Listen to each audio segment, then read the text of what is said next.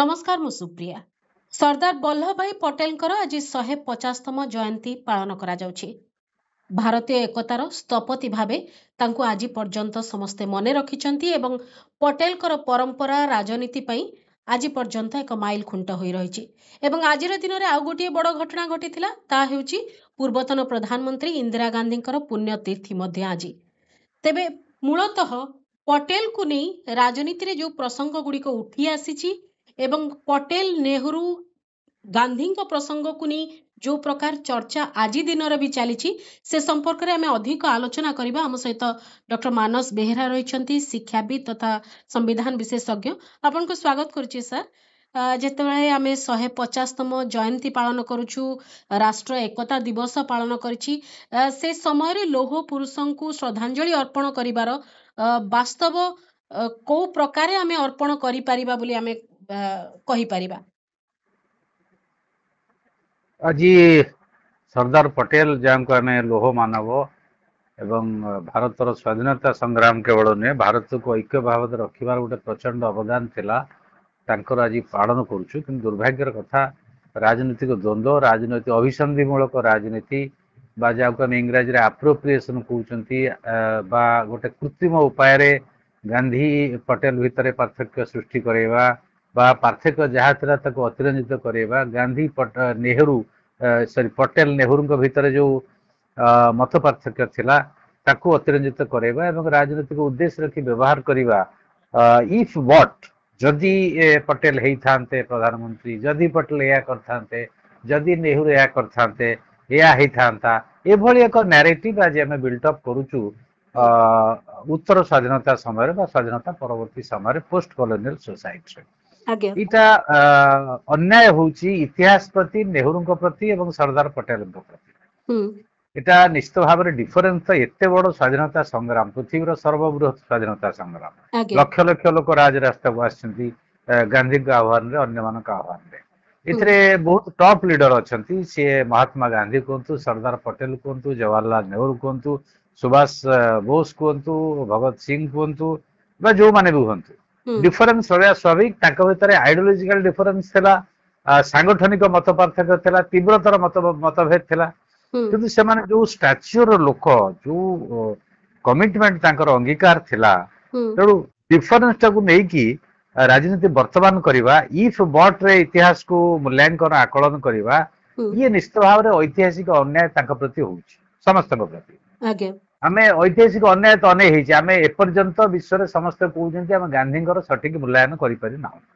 आज जेतबे परिवेश ध्वंस होउछि आमे गांधी के मने पकाउछु। गांधी जो कथा कहउथले जे काटी पिंध कुटी खाओ तार प्रासंगिकता अछि से बेले भाव नेशनल यूनिटी कथा तो सरदार पटेल कहते मु निजर जीवन को एंटायरली उत्सर्गित कर देइथिले। बरदोली सत्याग्रह एवं फार्मर्स मूवमेंट जो बैकग्राउंड गोटे गणतांत्रिक आंदोलन पावरफुल आंदोलन आसुछन्ति ताकू इतिहास रे कोड ना कोड आमे ताकू न्याय एपर्यंत देई पारु। समग्र केवल भारत नुहे पृथ्वी रे गोटे पृष्ठभूमि रे सरदार पटेलंकर 500 रु अधिक करद राज्य से माने भारत सहित रहिब न रहिब बड़ प्रश्न थिला। ताकू से मंत्री भाव रे जो बड़ी भाव रे परिपक्वता प्रदर्शन कले आमे एपर्यंत ताकू अप्रिशिएट कर। से बेला जेतेबेले भारतर किछि नथिला अति गरीब स्थिति नहीं सेतेबेले गोष्ठी निरपेक्ष आंदोलन नेतृत्व नहीं कि नेहरू भारत को जो बड़ी भाव रे गोटे विश्व शक्ति भाव रे प्रतिष्ठित कले ताकू मध्य आज आकलन आमे करि पारना। तेणु आमे जेतेबेले कहउछन्ति जेतेबेले डिफरेंस हला आपण देखि इतिहास को मनबाकू चाहूची तीनटा इश्यू रे मेजर इश्यू रे डिफरेंस हला पटेल नेहरू इवन उभय रागी की इस्तीफा दे दिए बोली कहले डिफरेंट डिफरेंट गांधी हस्तक्षेप करिसेन किंतु जो भाषा रे नेहरू पटेल को प्रशंसा करिसेन से भाषा सुनले भी आश्चर्य हेबे। आज इतिहास रे से भाषा गुडा को दूरेई दिया जाउ अंतर कर दिया जाउ। आज जते आमे पॉलिटिकल नैरेटिव बिल्टअप करूछु आमे कहूछु पटेल थिले या ही थांता काश्मीर विभाजित हो न था जूनागढ़ पूरा रही था अन्य मान रही था इफ रे जाउछु जदि रे जाउछु। तेणु आप देखिए जूनागढ़ रे जेतेबेले समस्या हला जूनागढ़ रे जे राजा सी मना करदे भारत सहित मिसिबे नहीं सेतेबेले मिलिटरी इंटरवेंशन पटेल निवेदन कले नेहरू को। नेहरू जेहेतु प्रधानमंत्री थिले नेहरू गोटे दृष्टिभंगी था जे आमे हठात सामरिक हस्तक्षेप करवा नहीं आम लोक से माने आमे सामरिक हस्तक्षेप करवा नहीं ତାକୁ ନେଗୋସିଏସନ ବା ଇଏ ମାଧ୍ୟମରେ ଯିବେ। ନେହେରୁଙ୍କର ଗୋଟେ ଆଇଡିଆଲିଷ୍ଟ ପୋଜିସନ ଥିଲା, ଆଜ୍ଞା ଯୋଉଟାକୁ ଆମେ ସମ୍ପୂର୍ଣ୍ଣ ଭୁଲ ବି କହିପାରିବାନି। ହଁ କିନ୍ତୁ ପଟେଲ ପ୍ରାକ୍ଟିକାଲ ଥିଲେ, ବାସ୍ତବବାଦୀ ଥିଲେ। ସେ ରଣକୌଶଳ ଷ୍ଟ୍ରାଟେଜି ତିଆରି କରୁଥିଲେ। ହୁଁ ସେ ଭାବୁଥିଲେ ଡେରି ହେଇଯିବ, ଜୁନାଗଡକୁ ଯଦି ଆମେ ସୁଯୋଗ ଦଉଛନ୍ତି ଅନ୍ୟମାନେ ତାର ଫାଇଦା ନେବେ। ତେଣୁ ସେଥିରେ ରାଗିକି ପଟେଲ କହିଲେ ମୁଁ ଇସ୍ତଫା ଦେଇଦେବି। ହଁ ସେକେଣ୍ଡ, ଯେତେବେଳେ ଭରତିଆର ଆଉ ଅଲୱାର ରାଜ୍ୟରେ ସାମ୍ପ୍ରଦାୟିକ ଦଙ୍ଗା ହେଲା, ହୁଁ ସେତେବେଳେ ନେହେରୁ ୟାଙ୍କୁ କହିଲେ ପଟେଲକୁ ଯେ ତମେ ତାକୁ ବନ୍ଦ କର, ଆଜ୍ଞା ଡେରି କରନି। ସିଏ ପଠେଇ ଦେଲେ ତାଙ୍କ ସେକ୍ରେଟାରୀ। ସେଇଟା ହଟ୍ କଲା ପଟେଲଙ୍କୁ, କାରଣ ପଟେଲ ନିଜେ ଡିଲ୍ କରୁଛନ୍ତି, ହୁଁ ଇଏ ସେକ୍ରେଟାରୀ ପଠେଇ ଦଉଛନ୍ତି। ତେଣୁ ଯୋଉ ଆଡମିନିଷ୍ଟ୍ରେଟିଭ ଡିସଲୋକେସନ ବା ପ୍ରଶାସନିକ ଗୋଟେ ଅବ୍ୟବସ୍ଥା ହଉଛି, ହୁଁ ତ ପଟେଲ ଲାଗିକି କହିଲେ ମୁଁ ଇସ୍ତଫା ଦେଇଦେବି। ଆଜ୍ଞା ତେଣୁ ସେକେଣ୍ଡ ଡିଫରେନ୍ସ, ଥାର୍ଡ ଡିଫରେନ୍ସ ଆସିଲା କୋଉଠି କାଶ୍ମୀର ଇସ୍ୟୁରେ। ହଁ କାଶ୍ମୀର ମିଲିଟାରୀ ପଠାଅ, ଅର୍ଡର କାହିଁ? ତାପରେ ହୁଁ ନିଜେ ପଟେଲ କହିଲେ ମାନେକ ସାହେବଙ୍କୁ ଯେ ଅର୍ଡର ହେଇଗଲା, ତମେ ୟୁ ଗୋ ଆହେଡ୍, ତମେ ଆଗକୁ ଚାଲ। ମାନେ ଆଜ୍ଞା ଯୋଉ ଆଦିବାସୀ ମାନଙ୍କ ପାକିସ୍ତାନଙ୍କ ସପକ୍ଷରେ ଆସୁଥିଲେ, ମାଡି ଆସୁଥିଲେ, ହୁଁ ତାଙ୍କୁ ବ୍ରେକ୍ ଦେବା ପାଇଁ ତ ଟାଇମ ଲାଗିବ ନା ସେଠିକି ଯିବା ପାଇଁ। ଆଜ୍ଞା ତେଣୁ ଏଇ ଯୋଉ ଘଟଣା ଗୁଡିକର ଐତିହାସିକ କଣ୍ଟେକ୍ସଟ, ପରିପ୍ରେକ୍ଷୀ ଦେଖିବା ଉଚିତ। ହଁ ଏବଂ ଯୋଉ ସେ ସମୟର ବିଚାରଧାରାର ଡିଫରେନ୍ସ, ପରିସ୍ଥିତି ହୁଁ ହଁ ସେ ସମୟର ପରିସ୍ଥିତି ଦେଖିବା, ବିଚାରଧାରାର ଯୋଉ ଡିଫରେନ୍ସ ତାକୁ ଦେଖିବା ଉଚିତ। ହୁଁ ତାକୁ ଯଦି ଆମେ କହିବା ନେହେରୁ ପଟେଲ ଭିତରେ ବହୁତ ଖରାପ ସମ୍ପର୍କ ଥିଲା, ହୁଁ ତାର ଉତ୍ତର ମୁଁ ରଖୁଛି। ଆଜ୍ଞା 1947 ଅଗଷ୍ଟ 1ରେ ଆଜ୍ଞା ନେହେରୁ ନିମନ୍ତ୍ରଣ କଲେ ପଟେଲକୁ ଯେ କ୍ୟାବିନେଟରେ ଯୋଗ ଦେବା ପାଇଁ ମନ୍ତ୍ରୀ ଭାବରେ। ହଁ ଏବଂ ସେ କହିଲେ ଆପଣଙ୍କୁ ନିମନ୍ତ୍ରଣ କଣ କରାଯାଉ, ୟୁ ଆର ଦି ଷ୍ଟ୍ରଙ୍ଗେଷ୍ଟ ପିଲାର ଅଫ ଦି କ୍ୟାବିନେଟ। କ୍ୟାବିନେଟର ସବୁଠାରୁ ଶକ୍ତିଶାଳୀ ଖୁଣ୍ଟ ହଉଛ ତମେ, ତମ ବିନା କ୍ୟାବିନେଟ ଚାଲିପାରିବନି। ତାର ଅର୍ଥ ହଉଛି ସେଇଆ। ଭାରତ ହୁଁ ବର୍ଷରେ ସ୍ୱାଧୀନ ଭାରତ ବର୍ଷର ସରକାର ପଟେଲଙ୍କ ବିନା ହବ, ଏକଥା ନେହେରୁ ପରିକଳ୍ପନା କରିନାହାନ୍ତି। ସେ ଖୋଲାଖୋଲି ୟାକୁ ସ୍ୱୀକାର କରିଛନ୍ତି ତାଙ୍କ ଭାଷାରେ। ଆଜ୍ଞା ଅକ୍ଟୋବର 45ରେ ତାଙ୍କୁ କହିଥିଲେ ଯେ ତମେ ହଉଛ ଗ୍ରେଟ୍ ଅର୍ଗାନାଇଜର, ବହୁତ ହୁଁ ବଡ ହୁଁ ସଂଗଠକ। ହୁଁ ଏବଂ 1950 ଡିସେମ୍ବରରେ କହିଲେ ଯେ ତମେ ହଉଛ ବିଲ୍ଡର ଅଫ ନ୍ୟୁ ଇଣ୍ଡିଆ, ତାକୁ ଯୋଉ ପାର୍ଲାମେଣ୍ଟରେ ଯୋଉ କହିଥିଲେ। ଆଜ୍ଞା ଏବଂ ତାଙ୍କର ଯୋଉ କରେଜ, ତାଙ୍କର ଯୋଉ ସାହସ, ତାକୁ ନେହେରୁ ବହୁତ ଆପ୍ରିସିଏଟ କରିଛନ୍ତି। ଡିଫରେନ୍ସ ତ ଡେଫିନେଟଲି ଅଛି, ତାକୁ ଅସ୍ୱୀକାର କରିହବ ନାହିଁ। ସୁଭାଷ ବୋଷଙ୍କର ଡିଫରେନ୍ସ ଥିଲା ନେହେରୁଙ୍କ ସହିତ, ଗାନ୍ଧୀଙ୍କ ସହିତ ତୀବ୍ରତର ଡିଫରେନ୍ସ ଥିଲା। ଗାନ୍ଧୀ ଅଲ୍ଟରନେଟ କ୍ୟାଣ୍ଡିଡେଟ ଦେଲେ କଂଗ୍ରେସରେ। ହୁଁ ତେଣୁ ନେହେରୁ ଗାନ୍ଧୀଙ୍କର ଡିସାଇପୁଲ, ଇଏ ପଟେଲ ବି ଗାନ୍ଧୀଙ୍କର ଡିସାଇପୁଲ। ହୁଁ ଚାହା କରିକି ଦେବାଠୁ ଆରମ୍ଭ କରିକି ଆଜି ଲୋକ ଯିଏ ଗାନ୍ଧୀ ଆଉ ପଟେଲ ଭିତରେ ଡିଫରେନ୍ସ ଦେଖୁଛନ୍ତି, ହୁଁ ସେମାନେ ଆକ୍ଚୁଆଲି ଇତିହାସକୁ କୁଠାରଘାତ କରୁଛନ୍ତି, ସତ୍ୟ ଉପରେ ଆକ୍ରମଣ କରୁଛନ୍ତି ଏବଂ ଉଭୟ ଗାନ୍ଧୀ ଏବଂ ପଟେଲଙ୍କୁ ଅସମ୍ମାନ କରୁଛନ୍ତି। ଗାନ୍ଧୀଙ୍କ ଆଜ୍ଞା ହତ୍ୟା ପରେ ସବୁଠାରୁ ମ୍ରିୟମାଣ ହେଇକି ଯଦି ମର୍ମାହତ ହେଇଥାନ୍ତି, ଅତି ରିଆକ୍ଟିଭ ହେଇଥାନ୍ତି, ସିଏ ହଉଛନ୍ତି ସର୍ଦ୍ଦାର ପଟେଲ। ଆଜ୍ଞା ଏବଂ ତାଙ୍କର ଦେଖିବେ ଆକ୍ସନ ଦେଖିବେ, ମାନେ ବେଆଇନ ଘୋଷଣାଠୁ ଆରମ୍ଭ କରିକି ତା ବିରୁଦ୍ଧରେ ଯୋଉ ବକ୍ତବ୍ୟ ରଖିଛନ୍ତି, ସମୟ ତ କହିନାହିଁ ନାହିଁ ଡିଟେଲ କହିବା ପାଇଁ। କିନ୍ତୁ ହୁଁ ଗୋଟାଏ କଥା ସାରମରମ ହେଲା, ସେ ତୀବ୍ର ପ୍ରତିକ୍ରିୟା ପ୍ରକାଶ କରିଛନ୍ତି, ଆଜ୍ଞା ତୀବ୍ର ଭାବରେ ନିନ୍ଦା କରିଛନ୍ତି। ଏବଂ ସାମ୍ପ୍ରଦାୟିକ ବିଚାର ଯୋଉଟା, ହୁଁ ପଟେଲ ତା ବିରୋଧରେ ଷ୍ଟ୍ରଙ୍ଗେଷ୍ଟ ଅଛନ୍ତି। ଆଜି ଯୋଉମାନେ କହୁଛନ୍ତି ଯେ ସିଏ ସପକ୍ଷରେ ଥିଲେ, ପ୍ରିଭି ପର୍ସ ନେଇକି ଡିଫରେନ୍ସ ହେଲା। ଆଜ୍ଞା ସେଟା ଗୋଟେ ଟାକ୍ଟିକାଲ ମ୍ୟାନେଜମେଣ୍ଟ ଥିଲା। ନେହେରୁ ଯେହେତୁ ସମାଜବାଦୀ ଦୃଷ୍ଟିଭଙ୍ଗୀର ଥିଲେ, ହଁ ରାଜା ରାଜୁଡାଙ୍କୁ ପଇସା ଦେବା ପାଇଁ ସିଏ ରାଜି ନଥିଲେ।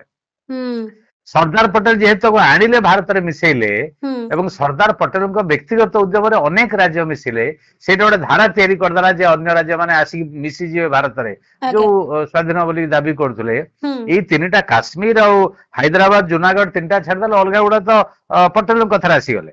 ପଟେଲ ହୁଁ ଦାୟିତ୍ୱରେ ଥିଲେ। ନେହେରୁ ଆଜ୍ଞା ସେଠି ବିଶେଷ ଇଣ୍ଟରଫିୟର କରିନାହାନ୍ତି। ନେହେରୁ ଚାହୁଁଥିଲେ ଯେ ଭାରତବର୍ଷକୁ ସେମାନେ ଆସିବେ ଅଟୋମେଟିକ। ହୁଁ ପଟେଲ ଅନୁଭବ କରିଥିଲେ ହାଡେ ହାଡେ ଯେ ମାନେ ଅଟୋମେଟିକ କେହି ଆସିବେ ନାହିଁ। ଆଜ୍ଞା ତେଣୁ ସମସ୍ତେ କଥାରେ ଆସିଗଲା, ଆଉ ଯିଏ ବାକି ରହିଲେ ତାଙ୍କୁ ବଳ ପ୍ରୟୋଗ କରିବା କଥା ଉପରେ ଥିଲା। ହୁଁ କିନ୍ତୁ ସେଠି ତାଙ୍କର ଯୋଉ ଟାକ୍ଟିକ୍ସ, ଯୋଉ ରଣକୌଶଳ, ଆଜ୍ଞା ସିଏ ଆଜ୍ଞା ତାଙ୍କୁ ପ୍ରତିଶ୍ରୁତି ଦେଇଥିଲେ ତମେ ଯୋଉ ମିଶିବ, ହୁଁ ତା ପ୍ରତିବଦଳରେ ତମର ଯୋଉ ଖର୍ଚ୍ଚ ବାର୍ଚ୍ଚ, ଗୋଟେ ହାତ ପାଣ୍ଠି ଖର୍ଚ୍ଚ ଯୋଉଟା ପ୍ରିଭି ପର୍ସ ହଁ ଦିଆଯିବ। ଏବଂ ଆଜ୍ଞା ସେଇଟା ଦିଆ କରାଇଲେ ପଟେଲ ନେହେରୁଙ୍କ ଅନିଚ୍ଛା ସତ୍ତ୍ୱେ, ହୁଁ ଯୋଉଟା ହୁଁ ପରବର୍ତ୍ତୀ ପର୍ଯ୍ୟାୟରେ ଇନ୍ଦିରା ଗାନ୍ଧୀ ତାକୁ ଉଚ୍ଛେଦ କଲେ ସମାଜବାଦୀ ଆଜ୍ଞା କାର୍ଯ୍ୟକ୍ରମରେ। ଆଜ୍ଞା ତେଣୁ ଆମେ ଉଭୟକୁ ଭୁଲ ବା ଠିକ କହିପାରିବାନି, କାରଣ ଆଜ୍ଞା ଗୋଟେ ଦୃଷ୍ଟିଭଙ୍ଗୀରୁ ତାଙ୍କୁ ଆଣିଲେ, ପ୍ରତିଶ୍ରୁତି ଦେଇଥିଲେ, ହୁଁ ପ୍ରତିଶ୍ରୁତି କାର୍ଯ୍ୟକାରୀ ହବା ଉଚିତ ଏକଥା ପଟେଲ ଅନୁଭବ କଲେ ଏବଂ କ୍ୟାବିନେଟରେ ଡିମାଣ୍ଡ କଲେ, ପ୍ରେସର ହୁଁ କଲେ। ନେହେରୁ ତାଙ୍କ କଥାରେ ରାଜି ମଧ୍ୟ ହେଲେ ଅନିଚ୍ଛା ସତ୍ତ୍ୱେ। ଆଜ୍ଞା ସେତ ଡିଫରେନ୍ସ ହେଇଯାଇଥାନ୍ତା। ହୁଁ ହୁଁ ହୁଁ ଏମାନେ ଏଇ ଏକ୍ସଟେଣ୍ଟକୁ ଯାଇଛନ୍ତି ଯେ ହୁଁ ଇସ୍ତଫା ଦେବା ପାଇଁ ଝଗଡା କରିଛନ୍ତି। ଆଜ୍ଞା ନିଜେ ନିଜେ ଗାନ୍ଧୀଙ୍କ ମୃତ୍ୟୁ ପରେ ଦି ଜଣ ୟୁନାଇଟେଡ ହେଇଛନ୍ତି, ଭାରତବର୍ଷକୁ ଏକ ରଖିବାକୁ ହବ, ହଁ ସହମତି ପ୍ରକାଶ କରିଛନ୍ତି। ଆଜ୍ଞା ତେଣୁ ୟାକୁ ଯେତେବେଳେ ଆମେ ଆଜି ମାନେ କଣ କରୁଛନ୍ତି, ଭାବୁଛନ୍ତି ଯେ ତାଙ୍କ ଭିତରେ ଡିଫରେନ୍ସ ଥିଲା ବା ଜାଣି ଶୁଣିକି ତିଆରି କରୁଛନ୍ତି, ହୁଁ ତେଣୁ ଯୋଉଟା ବି ହଉ, ଆଜ୍ଞା ବା ଆମେ ଇତିହାସକୁ ଯୋଉମାନେ ଆଜି ଷ୍ଟଡି କରୁଛନ୍ତି, ହଁ ଭାରତବର୍ଷ ସ୍ୱାଧୀନୋତ୍ତର ଭାରତବର୍ଷ ଇତିହାସକୁ ବା ସ୍ୱାଧୀନତା ସମୟରେ, ହୁଁ ସେମାନେ ଯେକୌଣସି ଘଟଣାର କଣ୍ଟେକ୍ସଟ ଟାକୁ ଦେଖନ୍ତୁ। ନିଶ୍ଚିନ୍ତ ଆପଣ ଭାବରେ ସର୍ଦ୍ଦାର ପଟେଲ ନେହେରୁ କଣ କହିଥିଲେ? ନେହେରୁ କହିଲେ ତମେ ହଉଛ ହିରୋ ଅଫ ଦି ମାସେସ୍, ହଁ ତମେ ହଉଛ ଗଣ ମାନଙ୍କର ହିରୋ। ତେଣୁ ହୁଁ ସେଥିରେ ସେମାନେ କାର୍ପଣ୍ୟତା ପ୍ରକାଶ କରିନାହାନ୍ତି। ଆଜ୍ଞା ତାଙ୍କର ଡିଫରେନ୍ସ ଅଛି, ମୁଁ କହିଲି ଡିଫରେନ୍ସ ବହୁତ ଲୋକଙ୍କର ଥିଲା। ହୁଁ ମହାତ୍ମା ଗାନ୍ଧୀଙ୍କର ଅ, ଏବଂ ଅ, ଅସହମତିକୁ ସମ୍ମାନ ବି ଦିଆଯାଉଥିଲା। ହଁ ସେଇଥିପାଇଁ ତ ସେମାନେ ୟୁନାଇଟେଡ ହେଲେ। ଭାରତ ହଁ ବର୍ଷର ଗାନ୍ଧୀଙ୍କ ପରେ ମାନେ ବହୁତ କ୍ଲୋଜ ହେଲେ ପଟେଲ ଏବଂ ନେହେରୁ। ତେଣୁ ଆଜ୍ଞା ପଟେଲ ସ୍ୱୀକାର କରିଛନ୍ତି ଏବଂ ହୁଁ ନେହେରୁଙ୍କର ଭିଜନ ଆଉ ଲିଡରସିପ କି ପ୍ରଶଂସା କରିଛନ୍ତି। ଆଜ୍ଞା ପ୍ରତିବଦଳରେ ନେହେରୁ ବହୁତ ଉଚ୍ଚମାନର ଶବ୍ଦ ବ୍ୟବହାର କରିଛନ୍ତି, ପ୍ରଶଂସା କରିକି ପୁରା ପୋତି ପକେଇଛନ୍ତି ମାନେ ଉଭୟଙ୍କ ପଟେଲଙ୍କୁ। ଭିତରେ ମତାନ୍ତର ଥିବା ସତ୍ତ୍ୱେ ମଧ୍ୟ ଉଭୟ ଉଭୟଙ୍କୁ ପ୍ରଶଂସା କରିବାରେ କାର୍ପଣ୍ୟତା ଦେଖେଇ ନାହାନ୍ତି। ପ୍ରଶଂସା କରିଛନ୍ତି, କ୍ୟାବିନେଟ ରେ ମିଶିକି କାମ କରିଛନ୍ତି, ଝଗଡା କରିକି ଇସ୍ତଫା ଦେଇଦେବେ ବୋଲି ରାଗିକି ରୁମ ଛାଡିକି ପଳେଇଛନ୍ତି। ହୁଁ କାଶ୍ମୀର ଇସ୍ୟୁ ଉପରେ ଯେତେବେଳେ ବୈଠକ ବସିଥିଲା, ହୁଁ ଯେତେବେଳେ ଗଲେ ସେନାବାହିନୀ ଅର୍ଡର ହେଲା, ସେ ଉଠିକି ପଳେଇଲେ ପଟେଲ। ତାର ତ କଣ ଆଜ୍ଞା ସେଠି କ୍ୟାବିନେଟ ଭାଙ୍ଗଲା, ନାଇଁ ହୁଁ ରାଗିକି ପଳେଇଲେ, ନା ଦଳ ଭାଙ୍ଗଲା, ନା ଭାରତବର୍ଷର ଆଜ୍ଞା ଏକତା ରହିଲାନି। ଆଜ୍ଞା ତେଣୁ ଏଇ ଯୋଉ ସେୟାର୍ଡ ହିଷ୍ଟ୍ରି ହଁ ମିଶିକି ଯୋଉ ମ୍ୟୁଚୁଆଲ ଆଫେକ୍ସନ, ୟାକୁ ଆମକୁ ଦେଖିବାକୁ ପଡିବ ଯେ ଆଜ୍ଞା ଉଭୟ ବହୁତ ବଡ ଧରଣର କିନ୍ତୁ ନେତା। ମାନସ ଉଭୟ ସାର୍ ଯୋଉ ଷ୍ଟାଚ୍ୟୁର ସେ ନେତା ଆଉ ସେମାନଙ୍କର ଯୋଉ ପ୍ରକାର ସେଇ ସମୟର ପରିସ୍ଥିତି ଦେଖିକିରି ସେମାନଙ୍କର ଯୋଉ ବୁଦ୍ଧିମତା ଥିଲା, ଯାହା ଫଳରେ ଦେଶ ଆଜି ଏଇ ସ୍ଥିତିକୁ ଆସିପାରିଛି, ସେମାନଙ୍କ ବାବଦରେ ଯୋଉ ଯୋଉ ଭୁଲ ତଥ୍ୟ ବା ଭଙ୍ଗା ଅର୍ଦ୍ଧ ସତ୍ୟକୁ ଯୋଉ ପ୍ରକାରେ ଲୋକଙ୍କ ଭିତରେ ବିସ୍ତାରିତ କରାଯାଇଛି ବିଗତ ବର୍ଷ ମାନଙ୍କରେ, ଯେ ନେହେରୁ ବନାମ ପଟେଲ ଗୋଟିଏ କଥା, ନେହେରୁଙ୍କୁ ଛୋଟ କଲେ ପଟେଲ ବଡ ହେଇପାରିବେ, ଗାନ୍ଧୀଙ୍କ ଦ୍ଵାରା ସେ ଉପେକ୍ଷିତ ହେବା କଥା, ନେହେରୁଙ୍କ ପ୍ରତି ଗାନ୍ଧୀଙ୍କର ଦୁର୍ବଳତାର ପ୍ରସଙ୍ଗ ଏବଂ ତାଙ୍କୁ ତାଙ୍କ ଭାଗର ପ୍ରାପ୍ୟ ଦିଆଗଲାନି, ବହୁତ ବିଳମ୍ବରେ ଭାରତ ରତ୍ନ ଦିଆଗଲା, ମରଣୋତ୍ତର, ଏସବୁ କଥାକୁ ନେଇକରି ଅନେକ ଗୁଡ଼ିଏ କଥା ଯାହା ଲୋକଙ୍କ ଭିତରକୁ ପ୍ରବେଶ କରିସାରିଛି, ତାକୁ ଦୂରେଇବାର ଆଉ ଉପାୟ ଅଛି? ଶୁଣନ୍ତୁ, ଇତିହାସ ସବୁବେଳେ ରାଜନୀତିର ଏକ ଅସ୍ତ୍ର।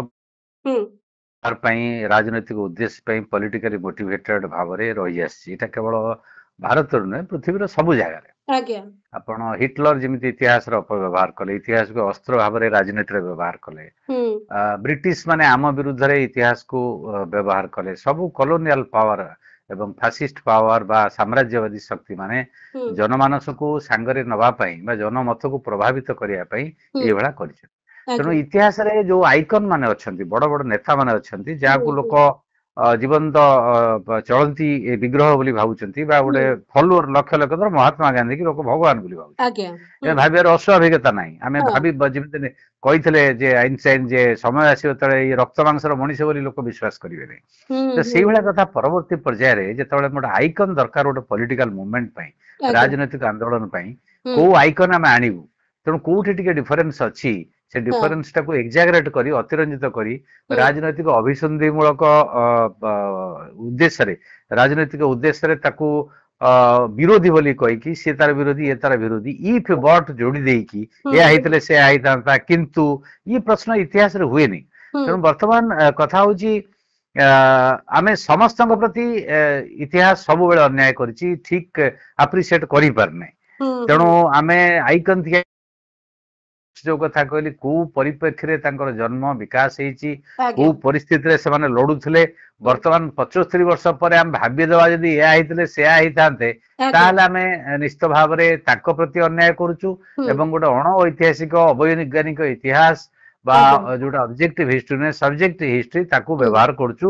ଆଜ୍ଞା ପୁରାଣରେ ଯେମିତି ବର୍ଣ୍ଣନା ଅଛି, ମିଥ୍ ଉପରେ ଆମେ ବିଶ୍ୱାସ କରୁଛୁ। ହୁଁ ହୁଁ ମିଥ୍ ହୁଁ ଇତିହାସ ନୁହେଁ। ଇତିହାସ ଆଜି ଏଇ ଯୋଉ ବେଶୀ ଦିନ ନୁହେଁ, ନେହେରୁ ପଟେଲଙ୍କର ବିବାଦ ବା ବନ୍ଧୁତା ବା ଭାରତବର୍ଷର ନିର୍ମାଣ, ଇଏ ହୁଁ ବେଶୀ ଦିନ ନୁହେଁ, ବେଶୀ ଅଳ୍ପ ଦିନ ଦିନର ହେଲା କଥା ହେଇଛି, ନୁହେଁ 75 ଆଜ୍ଞା ବର୍ଷ। ହଁ। ଆଜ୍ଞା ତେଣୁ ତାକୁ ରେକର୍ଡରେ ଅଛି। ଆପଣ ଦେଖିଥିବା ମାନେ ତାକୁ ଭଲ ଭାବରେ ଦେଖିଥିବା ଅବଜର୍ଭ କରିଥିବା ଲୋକ ନାଇଁ, ଅନ୍ ଥିଲେ, ରେକର୍ଡ ତାଙ୍କର ଅଛି। ରେକର୍ଡରେ ଅଛି ଆଜ୍ଞା ପଟେଲଙ୍କର ଲେଟର ଅଛି, ହୁଁ ତାଙ୍କର ଭାଷଣର ସବୁ କଥା ଅଛି। ହୁଁ ତେଣୁ ଇଏ ଆମେ ଯୋଉ କଥା ବର୍ତ୍ତମାନ କହୁଛନ୍ତି, ସେ କଣ ହଉଛି, ହୁଁ ଜାଣି ଶୁଣିକି ଗଣମାଧ୍ୟମକୁ ବ୍ୟବହାର କରିକି ହଉ ବା ହୁଁ ଇତିହାସକୁ ବ୍ୟବହାର କରିକି ହଉ ବା ହୁଁ ଟେକ୍ସଟ କଣ୍ଟେକ୍ସଟକୁ ବ୍ୟବହାର କରି ହଉ, ହୁଁ ସବୁଥିରେ ଆମେ ଏଇ ଯୋଉ କଥା ଗୁଡିକ ଲୁଚେଇ ଦିଆଯାଉଛି। ଆମେ ଆଚ୍ଛା ତ ତାଙ୍କର ପାର୍ଥକ୍ୟକୁ ଲୁଚେଇ ପାରିବାନି, ଲୁଚେଇବା ଉଚିତ ନୁହେଁ। ଆଜ୍ଞା କାରଣ କୋଉ ପରିପ୍ରେକ୍ଷୀରେ ତାଙ୍କ ପାର୍ଥକ୍ୟ କିଏ ଜଷ୍ଟିଫାଏଡ ତାକୁ ଅନୁସରଣ କରିବା ଉଚିତ ହୁଁ ଭବିଷ୍ୟତ ପିଢି। ହୁଁ ହୁଁ କିନ୍ତୁ ପାର୍ଥକ୍ୟକୁ ଏକ୍ସାଜରେଟ କରି ସେମାନେ ପରସ୍ପର ବିରୁଦ୍ଧରେ ଶତ୍ରୁ। ହୁଁ ସିଏ ହେଇଥିଲେ ଗାନ୍ଧୀ ଭୁଲ କରିଦେଲେ ନେହରୁଙ୍କୁ ଆଣିକି ପଟେଲକୁ କାହିଁ ଆଣିଲେ ନାହିଁ। ହୁଁ ଏଇ ଯୋଉ ବିଚାରଧାରାଟା ଜନ୍ମ ନଉଛି, ହୁଁ ଇଏ ନେହରୁ ବିରୋଧୀ ଯୋଉ ବ୍ୟାସିଂ, ନେହରୁଙ୍କୁ ସବୁ କଥାରେ ଦାୟୀ କରିବା, ଆଜ୍ଞା ନେହରୁଙ୍କୁ ସବୁ ଇଏରେ କରିବା, ଏଇଟା ଗୋଟେ ଦୃଷ୍ଟିରୁ ଆଦୌ ଠିକ ନୁହେଁ। ଆଜ୍ଞା ଆଜ୍ଞା ତେଣୁ ଏଇଟା ଆମେ ଏଇଟା ଏକତାକୁ ଏକତା ଦିବସ ପାଳନ କରୁଛୁ, ଏକତାକୁ ପଟେଲଙ୍କ ସହ ଯୋଡୁଛୁ, କିନ୍ତୁ ଏକତାର ବାସ୍ତବତା ଗୋଟେ ଦେଶରେ ଯେତେବେଳେ ଭିନ୍ନ ପରିସ୍ଥିତି ଆସୁଛି ସେତେବେଳେ ପ୍ରଶ୍ନ ଉଠୁଛି ଯେ ଯୋଉ ମାନେ ସେ ପଟେଲ ପରମ୍ପରାର ଏବେ ସ୍ଥିତି କଣ? ପଟେଲଙ୍କର ଏକତା ପାଇଁ ଦିଟା ବଡ ଅବଦାନ ଅଛି। ହଁ ଗୋଟାଏ ହଉଛି ମୁଁ ପଟେଲଙ୍କ କଥା କହୁଛି, ସର୍ଦ୍ଦାର ପଟେଲଙ୍କ କଥା କହୁଛି, ଆଜ୍ଞା ଯେ ଯେତେବେଳେ ଭାରତ ବର୍ଷ ସ୍ଵାଧୀନତା ହେବା ପାଇବାକୁ ଯାଉଛି ହୁଁ ଏବଂ 47 ପରେ ହୁଁ ଭାରତ ଆଗରେ ଗୋଟେ ବଡ ଚ୍ୟାଲେଞ୍ଜ ଅଛି ଯେ କରଦ ରାଜ୍ୟ ମାନେ ସେମାନେ ରହିବେ କି ଆମ ସାଙ୍ଗରେ କି ପଳେଇବେ। ହୁଁ ଏବଂ ତା ଭିତରେ ଯୋଉମାନେ ଶତ୍ରୁ ହୁଁ ଆଡଭରସାରୀ ବୋଲି ବିଚାର କରୁଥିଲେ ପଟେଲ, ଜୁନାଗଡ଼, ହାଇଦ୍ରାବାଦ ଏବଂ କାଶ୍ମୀର, ହୁଁ ଇଏ ତିନିଟାକୁ କେମିତି ଅଣାଯିବ।